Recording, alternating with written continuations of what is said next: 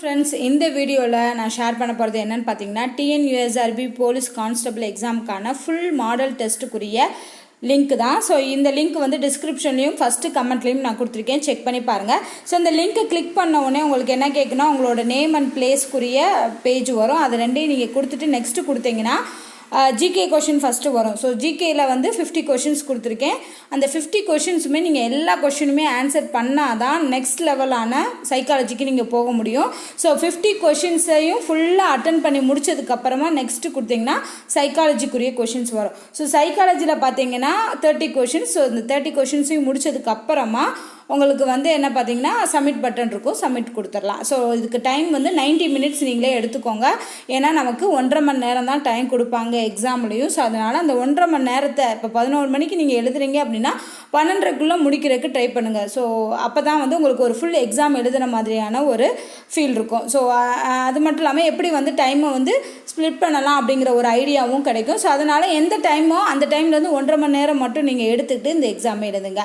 So எழுதி முடித்தோடனே நீங்கள் submit கொடுத்தோடனே வியூ ஸ்கோர்னு கொடுத்துருப்பாங்க. அந்த வியூ ஸ்கோரை கிளிக் பண்ணிங்கன்னா உங்களோட ஸ்கோர் வந்துடும். அப்புறம் எந்த கொஸ்டின் நீங்கள் தப்பாக ஆன்சர் பண்ணியிருக்கீங்க, கரெக்டாக ஆன்சர் பண்ணியிருக்கீங்க அப்படிங்கிற டீட்டெயில்ஸும் வந்துடும். ஸோ நீங்கள் செக் பண்ணி பார்க்குறக்கு யூஸ்ஃபுல்லாக இருக்கும். ஸோ நான் ஜிகே தனியாக சைக்காலஜி தனியாக கொடுத்துருக்கேன். அண்ட் நீங்கள் ஜிகே கொஷின் முடிச்சாதான் நீங்கள் சைக்காலஜி கொஷினையே நீங்கள் செக் பண்ண முடியும். எல்லா கொஷினையும் நீங்கள் செக் பண்ண முடியாது. ஸோ அதனால் ஃபஸ்ட்டு ஜென்ரல் சயின்ஸை ஃபுல்லாக முடிச்சுட்டு அதுக்கப்புறமா நீங்கள் வந்து சைக்காலஜி கொஷினுக்கு வச்சுக்கோங்க. ஏன்னா சைக்காலஜி கொஷினுக்கு ஒர்க் அவுட் பண்ணுறதுக்கெலாம் டைம் வேணும். ஸோ அதனால் நீங்கள் ஸ்ப்ளிட் பண்ணிக்கோங்க. 1.5 மணி நேரம் அப்படிங்கிறத அதுக்கேற்ற மாதிரி ஸ்ப்ளிட் பண்ணிவிட்டு எக்ஸாம் எழுதுங்க. ஓகேவா? ஸோ இது ஃபஸ்ட் எக்ஸாம்ங்கிறதுனால உங்களுக்கும் எப்படி இருக்குது அப்படிங்கிறது தெரியல. ஸோ உங்களோட எக்ஸ்பீரியன்ஸை எக்ஸாம் எழுதி முடிச்சதுக்கப்புறமா என்னோட இந்த வீடியோ கீழே வந்து கமெண்ட்டில் சொல்லுங்கள். இல்லை அப்படின்னா ஏதாவது ஒரு வீடியோவோட கமெண்ட்டில் சொல்லுங்கள். ஸோ அதுக்கேற்ற மாதிரி அடுத்தடுத்த எக்ஸாம் வந்து நம்ம ப்ரிப்பேர் பண்ணலாம். ஓகேவா? ஸோ ஃபஸ்ட்டு அதாவது நிறைய பேர் வந்து ஒரே எக்ஸாமை 2-3 தடவை அட்டன் பண்ணுறீங்க.